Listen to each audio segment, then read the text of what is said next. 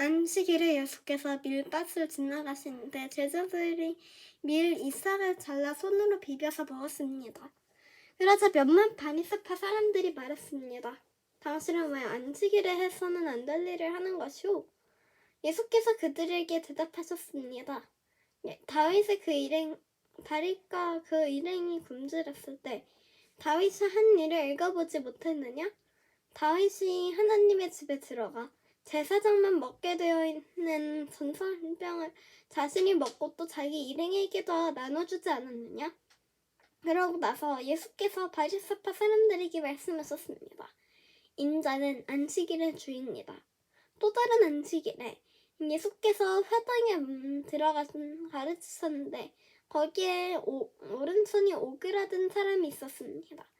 바리새파 사람들과 율법학자들은 예수를 고소할 구실을 찾으려고 안식일에 예수께서 병을 고치시는지 안 고치시는지 엿보고 있었습니다. 그러나 예수께서는 그들의 속마음을 꿰뚫어 보시고 손이 오그라든 사람에게 말씀하셨습니다. 일어나 앞으로 나와라. 그러자 그가 일어나 앞으로 나왔습니다. 그리고 예수께서 그들에게 말씀하셨습니다. 내가 너희에게 묻겠다. 안식일에 선한 일을 하는 것과 악한 일을 하는 것 중에 어느 것이 더 옳느냐? 사람을 살리는 것과 죽이는 것 중에 어느 것이 옳느냐? 예수께서는 그들 모두를 둘러보고는 그 사람에게 말씀하셨습니다. 내 손을 펴보아라. 그가 손을 펴자 그 손이 회복됐습니다. 그러나 그들은 화가 나서 예수를 어떻게 할지 서로 의논했습니다. 그 무렵 예수께서 기도하시기 위해 산으로 올라가 밤을 새워 하나님께 기도하셨습니다. 날이 밝자 예수께서는 제자들을 불러 그중 12명을 뽑아 사도로 부르셨습니다. 예수께서 베드로라는 이름 지으신 시몬과 그 동생 안드레, 그리고 야고보, 요한, 빌립, 바돌로메, 마태, 도마, 알페오의 아들 야고보, 열심당으로 불린 시몬, 야고보의 아들 유다, 배반자가 된 가룟 유다였습니다. 예수께서 제자들과 함께 산에서 내려와 평지 서 계셨습니다. 거기에는 제자들의 큰 무리가 있었고 또 온 유대와 예루살렘과 두로와 시돈의 한 지방에 모여든 많은 백성들이 큰 무리를 이루고 있었습니다. 그들은 예수의 말씀을 듣고 자기들의 병을 고치고자 몰려온 사람들이었습니다. 더러운 영들에게 시달리던 사람들도 있었는데 그들은 낫게 됐습니다. 그러자 모든 사람들은 모두 예수를 만져보려고 애썼습니다. 예수께서 능력이 나와 그분을 모두 고쳐주셨기 때문입니다. 예수께서 눈을 들어 제자들을 보시며 말씀하셨습니다. 너희 가난한 사람들은 복이 있으니 하나님 나라가 너희의 것이다. 너희 지금 굶주리는 사람들은 복이 있으니 너희가 배부르게 될 것이다. 너희 지금 울고 있는 사람들은 복이 있으니 너희가 웃게 될 것이다. 인자 때문에 너희를 미워하고 배척하고 욕하고 너희 이름을 악하다고 밀쳐내도 너희에게 복이 있을 것이다. 그날에 너희가 기뻐하고 즐거워하라. 하늘에서 너희 상이 크기 때문이다. 그들의 조상들도 예언자들에게 이렇게 대하였다. 그러나 너희 지금 부유한 사람들은 화가 있다. 너희가 이미 너희의 위로를 다 받았기 때문이다. 너희 지금 배부른 사람들은 화가 있다. 너희가 굶주리게 될 것이기 때문이다.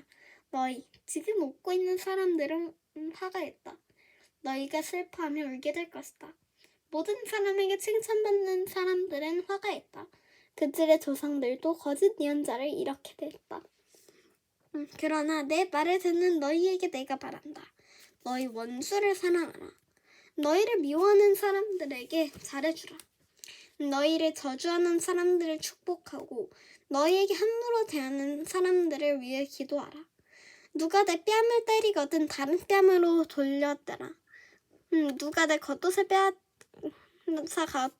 가도 고 속옷까지 가져간다 해도 거절하지 말라.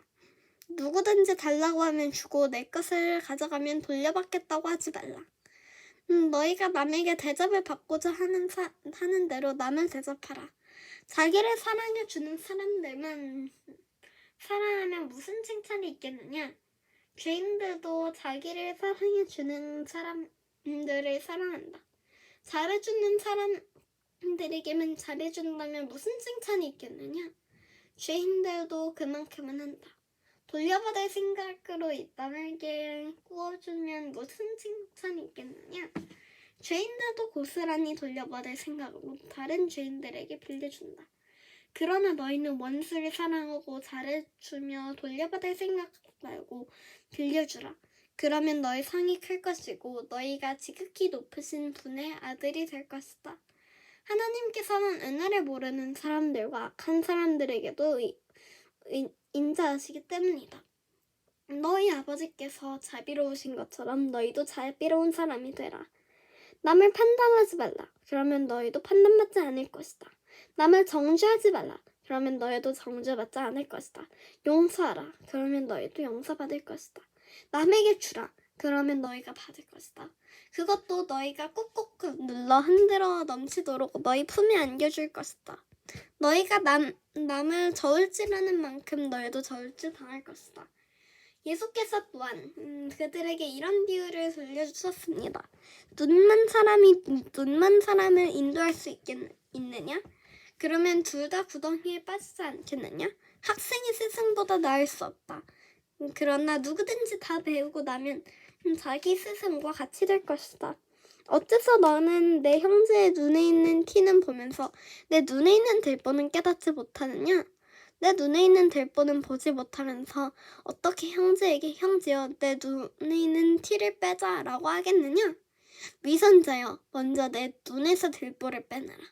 그런 후에야 너희가 정확히 보고 형제의 눈 속에 있는 티를 빼낼 수 있을 것이다. 좋은 나무는 나쁜 열매를 맺지 않고 나쁜 나무는 좋은 열매를 맺을 수 없다. 나무마다 그 열매를 보면 안다. 가시나무에서 무화과를 딸 수 없고 찔린 나무에서 포도를 딸 수 없는 법이다. 선한 사람은 마음속에 선한 것을 두었다가 선한 것을 내놓고 악한 사람은 마음속에 악한 것을 두었다가 악한 것을 내놓는다. 사람은 마음에 가득 찬 것을 입으로 말하는 법이다. 어찌면서 너희는 나를 주여 주여 하며 부르며 내가 말하는 것은 행하지 않느냐? 내게 와서 내 말을 듣고 그대로 실천에 옮긴 사람이 어떤 사람과 같은지 너희에게 보여주겠다. 그는 땅을 깊이 파고 바위 위에 단단히 기초를 세운 건축가와 같다.